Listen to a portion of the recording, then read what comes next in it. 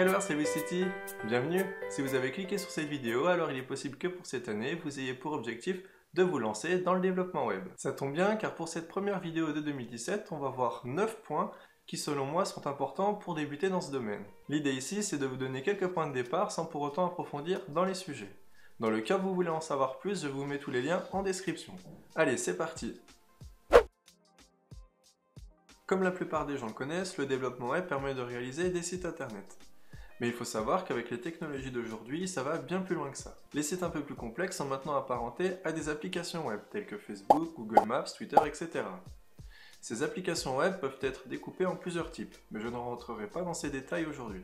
Nous pouvons également développer des applications mobiles, des applications desktop via les technologies utilisées pour le développement web. En général, on va distinguer deux parties principales, la partie client, la partie serveur, ou alors respectivement le front-end et le back-end. La partie client va être l'interface, ce que l'utilisateur va voir.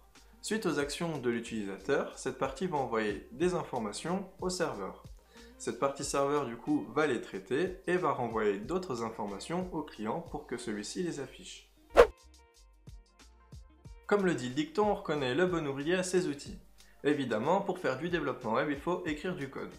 Il y a plein d'outils pour rendre le développement plus confortable, mais dans un premier temps, ne vous préoccupez pas de ça. Allez-y step by step.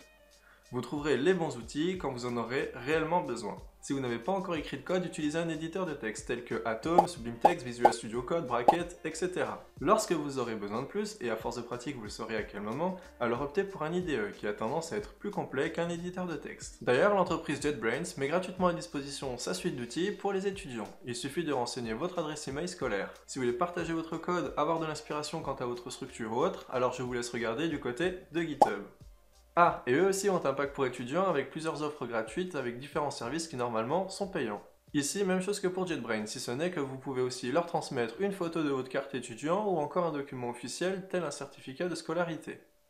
Chose importante aussi, ne restez pas seul. Entourez-vous de personnes partageant ce même intérêt qui pourrait devenir une passion et votre métier. Pour ça, il y a Slack qui est un outil permettant de discuter avec du monde dans différents channels sur un sujet donné. Vous avez aussi Discord, qui remplit à peu près les mêmes fonctions. D'ailleurs, je vous recommande celui de GraphiCart, j'y suis régulièrement et vous pouvez y trouver de l'aide. Tous les outils que je cite sont en description. On termine ce point avec Trello. Dès que vous avez une idée, notez-la. Notre smartphone est formidable pour ça, on peut l'utiliser n'importe où. De plus, cet outil est simple d'utilisation et idéal pour un travail en équipe. Voici par exemple mon organisation. Au passage, si vous avez des questions, n'hésitez pas à me le faire savoir en commentaire, j'y répondrai avec grand plaisir. Allez, on attaque ce troisième point avec ceci. Fixez-vous votre premier objectif, même un truc que seuls vos proches vont voir ou seulement vous, juste pour avoir une première approche. Réalisez un petit projet. Par exemple, vous pouvez développer un petit blog qui raconte vos premières expériences avec le développement web. Vous verrez, dans plusieurs années, ça vous fera sourire. N'hésitez pas à faire un tutoriel sur ce que vous venez d'apprendre, même s'il reste sur votre machine. De cette façon, vous approfondirez forcément le sujet et vous en apprendrez davantage. C'est d'ailleurs l'une des raisons pour laquelle j'ai commencé Lucity, car je pense qu'enseigner est l'une des meilleures façons d'apprendre. Bon allez, je vous montre le résultat d'un de mes premiers projets, c'était il y a 6 ans. J'ai plus la base de données, mais on peut lire ce qu'il était possible de faire. Aussi, comme j'ai dit lors de la précédente vidéo, je suis en train de développer un prototype de Uber pour monter en compétence sur d'autres technologies et vous partager tout ça. On en apprend tous les jours, alors je le répète, n'hésitez pas à réaliser vos propres projets. Bien évidemment, ici ça va dépendre de votre profil, de vos priorités, mais vous devez vous consacrer du temps pour l'apprentissage. Priorisez vos tâches, organisez-vous, mais vous devez pratiquer, pratiquer et encore pratiquer. Nous avons tous 24 heures dans une journée, après c'est à vous de décider ce que vous voulez en faire.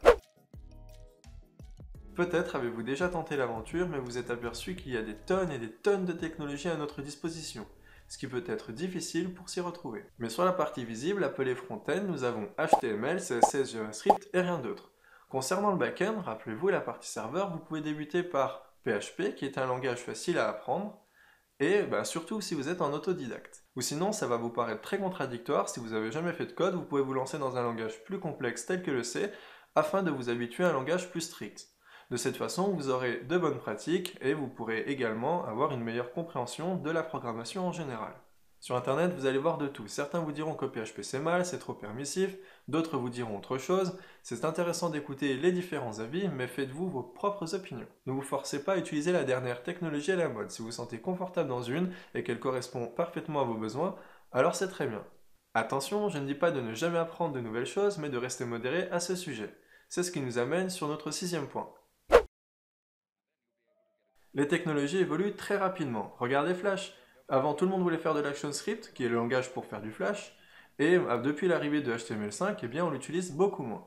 L'équipe Google en charge d'AngularJS a complètement recodé Angular parce qu'aujourd'hui, c'est une logique par composant qui est au rendez-vous. Et demain, qu'est-ce que ça sera? Twitter est idéal pour répondre à ça. Vous avez également GitHub que l'on a vu tout à l'heure, ou encore Reddit et Hacker News.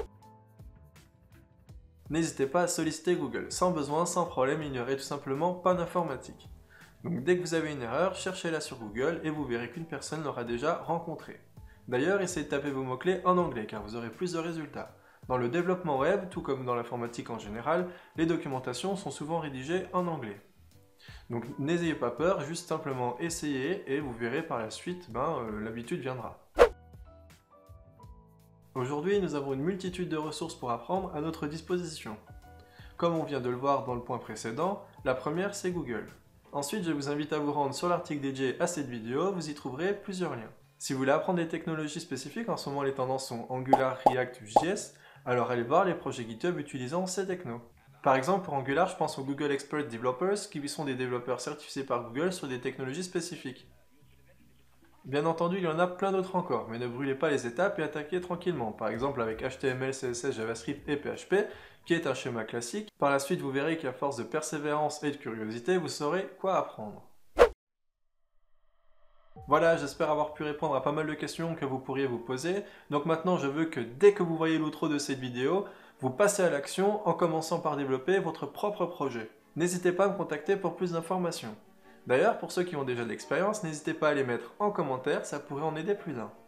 Voilà, c'en est terminé pour cette vidéo, j'espère qu'elle vous aura plu. Si c'est le cas, n'hésitez pas à me le faire savoir en lâchant un pouce bleu, en vous abonnant. En attendant, portez-vous bien et à la prochaine. Salut tout le monde!